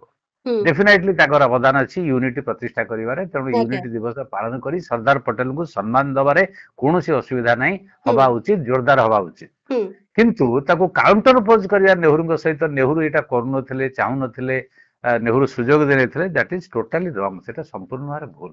ହୁଁ ନେହରୁ ଏ ଦାୟିତ୍ୱରେ ଥିଲେ, ପଟେଲ ଏ ଦାୟିତ୍ୱରେ ଥିଲେ, ହୁଁ ନେହରୁ ଏ ଦାୟିତ୍ୱରେ ନଥିଲେ। ତେଣୁ ପଟେଲ ସଫଳତାର ସହିତ ତାଙ୍କ ଦାୟିତ୍ୱ ନିର୍ବାହ କରିଛନ୍ତି। ଆଜ୍ଞା ଏବଂ ୟାକୁ ନେଇକି ଯାହା ମୁଁ ବର୍ଣ୍ଣନା କଲି ତିନିଟାଙ୍କ ଆଜ୍ଞା ଆଜ୍ଞା କେସ୍ ଯୋଉ ଡିଫରେନ୍ସ ହୁଁ ହେଲା, ହୁଁ ହୁଁ ଡିଫରେନ୍ସରେ ଉଭୟଙ୍କୁ ଆମେ ସମାଲୋଚନା କରିପାରିବାନି, ସିଏ ଭୁଲ ଇଏ ଭୁଲ। ଆଜ୍ଞା ପ୍ରିଭି ପର୍ସ ମାନେ ସମାଜବାଦୀ ଦୃଷ୍ଟିକୋଣ ଦେଖିବେ, ପ୍ରିଭି ପର୍ସ ଭୁଲ, କିନ୍ତୁ ପଟେଲ ତାଙ୍କୁ କମିଟମେଣ୍ଟ କରିଛନ୍ତି, ଆଣିଛନ୍ତି, ତାଙ୍କୁ ସେ ଦେଇଛନ୍ତି। ତେଣୁ ଆଜ୍ଞା ଗୋଟେ ଦୃଷ୍ଟିରୁ ସେ ମଧ୍ୟ ଠିକ। ହୁଁ ହୁଁ ଏବଂ ସେକେଣ୍ଡ ହେଲା କଣ୍ଟ୍ରିବ୍ୟୁସନ ପଟେଲଙ୍କର ଭାରତୀୟ ଏକତା ଏବଂ ସଂହତି ପ୍ରତି, ଯେ ହଁ ସାମ୍ପ୍ରଦାୟିକତାବାଦର ସେ ତୀବ୍ର ବିରୋଧୀ। ଆଚ୍ଛା ସାମ୍ପ୍ରଦାୟିକତାବାଦ ହେଇପାରିବନି, ତାଙ୍କର ଯଦି କେହି ମାନେ ୟା ଉପରେ କାହାର ସନ୍ଦେହ ଅଛି ବା ସନ୍ଦିହାନ ସିଏ, ହୁଁ ସେ ଇତିହାସ ପଢନ୍ତୁ, ତାଙ୍କ ନିଜ ଲେଖା ପଢନ୍ତୁ, ତାଙ୍କ ସ୍ପିଚ ପଢନ୍ତୁ, ଦେଖିବେ ଆଜ୍ଞା କେତେ କମିଟେଡ ସାମ୍ପ୍ରଦାୟିକତା ବିରୁଦ୍ଧରେ। ଏଥିରେ ଆଜ୍ଞା ତାଙ୍କ ସହିତ ନେହରୁଙ୍କର ଆଦୌ ଡିଫରେନ୍ସ ନାହିଁ। ହୁଁ ଏବଂ ଭାରତବର୍ଷକୁ କେମିତି ବିଲ୍ଡଅପ୍ କରାଯିବ, ହୁଁ ପର୍ଟିକୁଲାରଲି ଗାନ୍ଧୀଙ୍କ ମୃତ୍ୟୁ ପରେ ଦି ଜଣ ଜୋରଦାର ୟୁନାଇଟେଡ ହେଇଛନ୍ତି। ଆଜ୍ଞା ଝଗଡା ଆଉ ହେଇଛି, ଆଉ ଗୋଟିଏ ପାର୍ଥକ୍ୟ ହେଇଛି। ପ୍ରସଙ୍ଗ ଉପରେ ବି ମାନସ ସାର୍ ସବୁବେଳେ ଚର୍ଚ୍ଚା ହୁଏ ଯେ ଆରଏସଏସ ଉପରେ ପ୍ରତିବନ୍ଧକ ଲଗେଇବା କଥା, ସେଇ ପ୍ରସଙ୍ଗରେ ମଧ୍ୟ ପଟେଲଙ୍କ ପ୍ରସଙ୍ଗ ସବୁବେଳେ ଚର୍ଚ୍ଚା ଭିତରକୁ ଆସେ, ତା ଉପରେ ଆପଣଙ୍କର ମତ କଣ? ନାଇଁ, ଆରଏସଏସ ଯେତେବେଳେ ଗାନ୍ଧୀଙ୍କ ହତ୍ୟା ପରେ ସିଏ ତ ଆରଏସଏସ କୁ ପ୍ରତିବନ୍ଧ ଲଗେଇଲେ। ସିଏ ତ ସବୁଠାରୁ ଖରାପ ସଂଗଠନ। ତାଙ୍କର ଯୋଉ ଲାଙ୍ଗୁଏଜ ଦେଖିବେ, ହଁ ସେ ଯୋଉ ମତାମତ ରଖିଛନ୍ତି ଆରଏସଏସ ଉପରେ ଏବଂ ଗାନ୍ଧୀଙ୍କ ହତ୍ୟା ପରେ ପର୍ଟିକୁଲାରଲି, ହୁଁ ଯେ ଦେଶ ପାଇଁ କେଡେ ବିପଦ ବା ତାଙ୍କର ଦୃଷ୍ଟିଭଙ୍ଗୀ କାର୍ଯ୍ୟକଳାପ କେମିତି, ସେ କ୍ଲିୟର ଲେଖିଛନ୍ତି। ଏଠି ତ ହୁଁ କେହି ଲୁଚାଛପା କଥା କହିପାରିବ ନାହିଁ। ହୁଁ ତାଙ୍କର ଦୃଷ୍ଟିଭଙ୍ଗୀ ଅଛି। ଯୋଉମାନେ ଭାବୁଛନ୍ତି ଯେ ତାଙ୍କର କିଛି ସଫ୍ଟ କର୍ଣ୍ଣର ଥିଲା ଦକ୍ଷିଣପନ୍ଥୀ ଶକ୍ତି ବା ଏଇ ବିଚାରଧାରା ବା ସାମ୍ପ୍ରଦାୟିକ ବିଚାର, ସେ ତ ଆଦୌ ନୁହେଁ। ସେ କଥା ହୁଁ ଆମେ ଆଜି ଭୁଲି ଯାଉଛନ୍ତି। କୋଉଠି ହୁଁ ଗୋଟେ ବକ୍ତବ୍ୟକୁ ଅଧାରୁ ଦେଖି ଅଧାରୁ ବିଚାର କରିକି ତାଙ୍କୁ ସିମ୍ପାଥେଟିକ ବୋଲି ବିଚାର କରିବା ବା ଗୋଟେ ଆଇକନ ବୋଲି ଭାବିବା, ଲିମିଟେଡ ଦୃଷ୍ଟିଭଙ୍ଗୀର, ନିର୍ଦ୍ଦିଷ୍ଟ ଗୋଟେ ସୀମିତ ଦୃଷ୍ଟିଭଙ୍ଗୀର, ଦେଶର ନୁହେଁ ବା ବିରାଟ ବିଚାରଧାରାର ନୁହେଁ। ସେ ତ କଂଗ୍ରେସର ମୁଭମେଣ୍ଟରୁ ଆସିଛନ୍ତି, ଭାରତବର୍ଷର ସରକାର ଦାୟିତ୍ୱ ରହିଲେ, ସ୍ୱାଧୀନତା ସଂଗ୍ରାମ କଲେ, ଗାନ୍ଧୀଙ୍କ ସହିତ ରହିଲେ, ନେହରୁଙ୍କ ସହିତ ରହିଲେ। ଡିଫରେନ୍ସ ହେଲା ସୁଭାଷ ବୋଷଙ୍କର ତ ଗାନ୍ଧୀର ତ ତୀବ୍ର ଡିଫରେନ୍ସ ହେଇଛି। ଆଜ୍ଞା ଆମେ କଣ କହିବା ସୁଭାଷ ବୋଷ ଗାନ୍ଧୀଙ୍କର ବିରୋଧୀ, ନା ଗାନ୍ଧୀ ସୁଭାଷ ବୋଷଙ୍କର ବିରୋଧୀ? ହୁଁ ଆଇଡିଓଲୋଜିକାଲ ଡିଫରେନ୍ସ ହବ, ଯେତେବେଳେ ଆଇଡିଓଲୋଜି ପାଇଁ ଲୋକ କମିଟମେଣ୍ଟ କରୁଛି। ଆମେ ବର୍ତ୍ତମାନ ସମାଲୋଚନା ଗାନ୍ଧୀଙ୍କୁ କରୁଛନ୍ତି ଯେ ଭଗତ ସିଂଙ୍କ ଫାଶୀରେ ସେ ଇଣ୍ଟରଭେନସନ କରିଥିଲେ, ହୁଏତ ଭଗତ ସିଂ ବଞ୍ଚି ହେଇପାରିଥାନ୍ତେ। ହୁଁ ଆମେ ତାକୁ ନେଇକି ଯଦି ଇସ୍ୟୁ କରିବା, ତେଣୁ ବର୍ତ୍ତମାନ ଗୋଟେ ଇତିହାସରେ ଯୋଉମାନେ ଯୋଉ ସମୟର ସମସ୍ୟାକୁ ସମ୍ମୁଖୀନ ହଉଛନ୍ତି, ହଁ ସେମାନେ କେମିତି ମୁକାବିଲା କରୁଛନ୍ତି, ହୁଁ ଏହା କୁହାଯାଇପାରେ ଯେ ବେଟର ପ୍ରପୋଜାଲ ଥିଲା ବା ବେଟର ଇଏ କରିଥିଲେ। କିନ୍ତୁ ସେମାନେ କୋଉ ଡିଫିକଲ୍ଟିଜରେ ଥିଲେ, କଣ ଚ୍ୟାଲେଞ୍ଜେସ ଥିଲା, ତାଙ୍କ ପାଇଁ ପ୍ରାୟୋରିଟି କଣ ଥିଲା, ତାକୁ ଆମେ ବୁଝୁନାହାନ୍ତି। ତେଣୁ ଆଜ୍ଞା ଯେତେବେଳେ ଗାନ୍ଧୀଙ୍କ ହତ୍ୟା କରାଗଲା, ସେତେବେଳେ ସିଏ ଆରଏସଏସ କୁ ବେଆଇନ କରିବାରେ, ଆରଏସଏସ ର ବିଚାରଧାରାକୁ ସମାଲୋଚନା କରିବାରେ, ଆଇଡିଓଲୋଜିକାଲି ଏବଂ ପଲିଟିକାଲି ଏବଂ ଅର୍ଗାନାଇଜେସନ ତାକୁ କେମିତି ପ୍ରିଭେଣ୍ଟ କରିବ, ଏଥିରେ କୌଣସି କାର୍ପଣ୍ୟତା ପଟେଲ ଦେଖେଇ ନାହାନ୍ତି। ପଟେଲ ଡିଡ୍ ହିଜ ଜବ୍ ହୁଁ ଇନ ଏ ମ୍ୟାଚୁର୍ଡ, ଅତି ପରିପକ୍ୱ ଅବସ୍ଥାରେ ଭାରତବର୍ଷର ଅବସ୍ଥାକୁ ସେ ଦେଖିକି କରିଛନ୍ତି। ତେଣୁ ଆଜି ଯଦି ଇତିହାସର ପୃଷ୍ଠାରୁ ଏ କଥାକୁ ଅଣଦେଖା କରିଦିଆଯାଏ, ହୁଁ ତାହେଲେ ପଟେଲକୁ ଆମେ ଗୋଟେ ବିଖଣ୍ଡିତ ପଟେଲ ଭାବରେ ଦେଖୁଛନ୍ତି। ଆଜ୍ଞା ଯୋଉଟା ସୁବିଧା ହଉଛି ଆମେ ପଟେଲକୁ ଆମେ। ଏଇଭଳି ଆଇକନ ମାନଙ୍କର ପ୍ରସଙ୍ଗ ଯେତେବେଳେ ଚର୍ଚ୍ଚା କରୁଛେ ଏବଂ କଂଗ୍ରେସ ଆଡୁ କୌଣସି ଭୁଲ ରହିଗଲା କି? କାରଣ ମୂଳତଃ ତ ପଟେଲ ଆଉ କଂଗ୍ରେସ ତ ଅଲଗା ନୁହନ୍ତି, କିନ୍ତୁ କଂଗ୍ରେସ କାଳଖଣ୍ଡ ଭିତରେ, ଶାସନ କାଳଖଣ୍ଡ ଭିତରେ ତାଙ୍କୁ ଗୁରୁତ୍ୱ କମ ଦିଆଗଲା କି? ମାନେ ମରଣୋତ୍ତର ମୁଁ କହୁଛି ଗୁରୁତ୍ୱ। ସେଇଟା ଗୋଟେ $1,000,000 ବୋଲି କ୍ୱେଶ୍ଚିନ୍ କୁହାଯାଇପାରିବ। ହୁଁ ଗୁରୁତ୍ୱ ଭାରତବର୍ଷର ଅନେକ ଇତିହାସକାର ମାନଙ୍କୁ କମ ଗୁରୁତ୍ୱ ଦିଆହେଇଛି। ସେଟା ଇତିହାସ ଲେଖୁଛନ୍ତି ଯୋଉମାନେ ତାଙ୍କର ଦାୟିତ୍ୱ। ସରକାର ଯିଏ ଡିପାର୍ଟମେଣ୍ଟର ଅଛି ତାକୁ ୟୁନିଫର୍ମଲି କରିବା ଉଚିତ। ଭାରତବର୍ଷର ଅନେକ ପ୍ରଖ୍ୟାତ ସଂଗ୍ରାମୀ ବା ବିଭିନ୍ନ ବର୍ଗର ଯୋଉ ଲୋକ ତାଙ୍କ ପ୍ରତି ଅନ୍ୟାୟ ହେଇଛି, ତାଙ୍କୁ ଯୋଉ ଭଳିଆ ମୂଲ୍ୟାୟନ କରିକି ଯୋଉ ଭଳିଆ ଯଥୋଚିତ ସ୍ଥାନରେ ଦେବା କଥା, ସମ୍ମାନ ଦେବା କଥା, ସେଟା ହେଇନାହିଁ। ଏଇଥିପାଇଁ ଆପଣ କଂଗ୍ରେସ ସରକାରକୁ ଖାଲି ନିର୍ଦ୍ଦିଷ୍ଟ ଦାୟିତ୍ୱ ଦେଲେ ହବ ନାହିଁ। ହୁଁ କାରଣ ଯେତେବେଳେ କଂଗ୍ରେସ ଗୋଟେ ଦାୟିତ୍ୱରେ ରହୁଛି ଟିଲ୍ ନେହେରୁଙ୍କ ପିରିୟଡ ଯୋଉଟା, ହୁଁ ଯେ ଭାରତବର୍ଷକୁ ନିର୍ମାଣ କରିବ, ବିଶ୍ୱରେ ସ୍ଥିତି ବଜାୟ ରଖିବ, ଖାଦ୍ୟ ନିରାପତ୍ତା, ଗୋଟେ ବଡ ଚ୍ୟାଲେଞ୍ଜ ଆସୁଛି। ହୁଁ ଇନ୍ଦିରା ଗାନ୍ଧୀଙ୍କ ପିରିୟଡରେ ବଡ ଚ୍ୟାଲେଞ୍ଜ ଆସୁଛି। ହୁଁ ଏଇ ଚ୍ୟାଲେଞ୍ଜକୁ ସେମାନେ ସାମ୍ନା କରୁଛନ୍ତି। ତ ଡେଫିନେଟଲି ଆମେ କହିପାରିବା କମି ତ ଡେଫିନେଟଲି ଅଛି, ହୁଁ ଅଭାବ ଡେଫିନେଟଲି ଅଛି ବୌଦ୍ଧିକ ଭାବରେ ହୁଁ ବା ଐତିହାସିକ ଦୃଷ୍ଟିରୁ। ଦେଖନ୍ତୁ, ଓଡିଶାରେ ଅନେକ ସ୍ୱାଧୀନତା ସଂଗ୍ରାମୀ ସଠିକ ନ୍ୟାୟ ପାଇନାହାନ୍ତି। ହୁଁ ଆମେ କଣ ଏହାକୁ କାହାକୁ ନିର୍ଦ୍ଦିଷ୍ଟ କଂଗ୍ରେସ କି ଜନତା ଗଭର୍ଣ୍ଣମେଣ୍ଟକୁ ଦାୟୀ କରିପାରିବା କି? ହୁଁ ଏଇଟା ହୁଁ ଐତିହାସିକ ମାନଙ୍କର ଦାୟିତ୍ୱ। ଐତିହାସିକ ମାନଙ୍କୁ ପ୍ରୋତ୍ସାହିତ କରି ଏକ ରିଏଲ ହିଷ୍ଟ୍ରି, ପ୍ରକୃତ ହିଷ୍ଟ୍ରି, ଯୋଉଟା ଅବଜେକ୍ଟିଭ ହୁଁ ସାଇଣ୍ଟିଫିକ ହୁଁ ହିଷ୍ଟ୍ରି ହୁଁ କରିବା କଥା ଆମେ ହୁଁ କରୁନାହାନ୍ତି। ଆଜ୍ଞା ତେଣୁ ବ୍ରିଟିଶ କି ଆମେ ଜୟଗାନ କରିଛନ୍ତି କେତେବେଳେ। ବ୍ରିଟିଶ ମାନଙ୍କର ଯୋଉ ଦୃଷ୍ଟିଭଙ୍ଗୀ ତାକୁ ଗୋଟେ ଭିନ୍ନ ଦୃଷ୍ଟିରେ ଦେଖିଛନ୍ତି। ଯଦି ପର୍ଯ୍ୟନ୍ତ ରହିବ ଏଇଟା ଏଇଟା ଆମର ନାହିଁ। ଆପଣ ଆଫ୍ରିକାର ସ୍ୱାଧୀନତା ସଂଗ୍ରାମ ଦେଖିବେ, ଲାଟିନ ଆମେରିକାର ସ୍ୱାଧୀନତା ସଂଗ୍ରାମ ଦେଖିବେ, ପୋଷ୍ଟ କଲୋନିଆଲ ସୋସାଇଟି ଯୋଉଠି ଆସିଛି ଏଇଭଳି ଏକ ସମସ୍ୟା ନେଇକି ଆସିଛି, ଏବଂ ତାର ଅନେକ କାରଣ ଅଛି, ତାକୁ ମୁଁ ଏଠି ଆଲୋଚନା କରିବାକୁ ଚାହୁଁନାହିଁ। ହୁଁ କିନ୍ତୁ ଡେଫିନେଟଲି ଆମେ କହିପାରିବା ଯେ ସର୍ଦ୍ଦାର ପଟେଲ ଯେତିକି ଇତିହାସରେ ସ୍ଥାନ ପାଇବା କଥା, ସେ ଡେଫିନେଟଲି କମ ପାଇଛନ୍ତି। କିନ୍ତୁ ହୁଁ ଆମେ ସେ କଥା ବି କହୁଛୁ, ଗାନ୍ଧୀ ଯେତିକି ପାଇବା କଥା ବିଶ୍ୱରେ ସିଏ ବି ପାଇନାହାନ୍ତି। ଆଜ୍ଞା ଗାନ୍ଧୀ ତାକୁ ହତ୍ୟା କରିଦେଲେ। ଆଜ୍ଞା ଆମେ ଗାନ୍ଧୀଙ୍କୁ ହତ୍ୟା କରିଦେଲେ। ହୁଁ ହୁଁ ହୁଁ କିନ୍ତୁ ନେହେରୁ ବି ଯେତିକି ପାଇବା କଥା ପାଇନାହାନ୍ତି, ବରଂ ନେହେରୁ ବ୍ୟାସିଂ ହଉଛି, ନେହେରୁଙ୍କୁ ହଁ ପ୍ରତି କଥାରେ ପ୍ରତ୍ୟେକ ଆମେ ଦାୟୀ ଦିନ କରୁଛନ୍ତି। ତାଙ୍କୁ ସମାଲୋଚନା କରାଯାଉଛି। ତେଣୁ ଆମେ ସବୁ ଆଜ୍ଞା କଥାରେ ନେହେରୁଙ୍କୁ ଦାୟୀ କରୁଛୁ। ଆଜ୍ଞା ତେଣୁ କୋଉ କଣ୍ଡିସନରେ ନେହେରୁ, ଗାନ୍ଧୀ ବା ସର୍ଦ୍ଦାର ପଟେଲ କାମ କରୁଥିଲେ, ହଁ ଗୋଟେ ନିରୀହ ମଣିଷକୁ ଦେଖନ୍ତୁ। ବର୍ଦୋଳି ସତ୍ୟାଗ୍ରହ ଯୋଉଟା ଆଜ୍ଞା ଗୁଜରାଟରେ, ହୁଁ ହୁଁ ସର୍ଦ୍ଦାର ପଟେଲ ମୋବିଲାଇଜ କରିକି ନିରୀହ ଚାଷୀ ମାନଙ୍କୁ ରାଜରାସ୍ତା କରିବା କମ ଡିଫିକଲ୍ଟ ହୁଁ ନଥିଲା। କେବଳ ହୁଁ ହୁଁ ଗାନ୍ଧୀବାଦୀ ଆଦର୍ଶରେ ସେ ଆଣିପାରିଲେ। ଆଜ୍ଞା ସେଭଳିଆ ମହାତ୍ମା ଗାନ୍ଧୀ ଆଜି ସାଧାରଣ ମହିଳା ମାନଙ୍କୁ ରାଜରାସ୍ତାକୁ ଲକ୍ଷ ଲକ୍ଷ ଲୋକଙ୍କୁ ନେଇ ଆସିଲେ, ଯୋଉଟା ପୃଥିବୀରେ ଆମେ ବିରଳ ବର୍ତ୍ତମାନ ଦେଖୁଛୁ। ନିଶ୍ଚୟ ଲକ୍ଷ ନିଶ୍ଚୟ ଲକ୍ଷ ମିଲିୟନ ଲୋକ ହୁଁ ଆଜି ରାଜରାସ୍ତାରେ, କେତେ 1919 ଅସହଯୋଗ ଆନ୍ଦୋଳନ, ଭାରତ ଛାଡ ଆନ୍ଦୋଳନ, ଲବଣ ସତ୍ୟାଗ୍ରହ। ହୁଁ ଆପଣ ଦେଖନ୍ତୁ ଗାଁ ଗହଳିରେ, ହୁଁ ଆପଣ ଇଞ୍ଚୁଡି ସେତେବେଳେ କୋଉ ଅବସ୍ଥାରେ ଥିଲା, ଇରମ କୋଉ ଅବସ୍ଥାରେ ଥିଲା। ହୁଁ ହୁଁ ତେଣୁ ସେଠି କଣ ଲୋକ କିଛି ଜାଣିଥିଲେ? ସେ ଆସିକି ବ୍ରିଟିଶ ବିରୁଦ୍ଧରେ ଲବଣ ସତ୍ୟାଗ୍ରହ ଲଢେଇରେ ଆସୁଛନ୍ତି ଗୋଟେ ଡାକରାରେ। ଆଜ୍ଞା ତେଣୁ ଆମେ ତାକୁ ଆପ୍ରିସିଏଟ କରିବା ସହିତ ତାଙ୍କ ପ୍ରତି ଯୋଉ ଅନ୍ୟାୟ ହେଇଛି ହୁଁ ଇତିହାସରେ, ଆଜ୍ଞା ଅନ୍ୟାୟ ମାନେ ତାଙ୍କର ଯୋଉ ଅଭାବ ଆମେ ଯୋଉଭଳି ଭାବରେ ମୂଲ୍ୟାୟନ କରିବା କଥା କରିନାହାନ୍ତି, ଏଇଟା ସବୁ ହୁଁ ଐତିହାସିକ ମାନଙ୍କ ପାଇଁ, ବୁଦ୍ଧିଜୀବୀ ମାନଙ୍କ ପାଇଁ, ସରକାର ମାନଙ୍କ ପାଇଁ, ରାଜନୈତିକ ଦଳ ମାନଙ୍କ ପାଇଁ ବଡ ଆହ୍ୱାନ।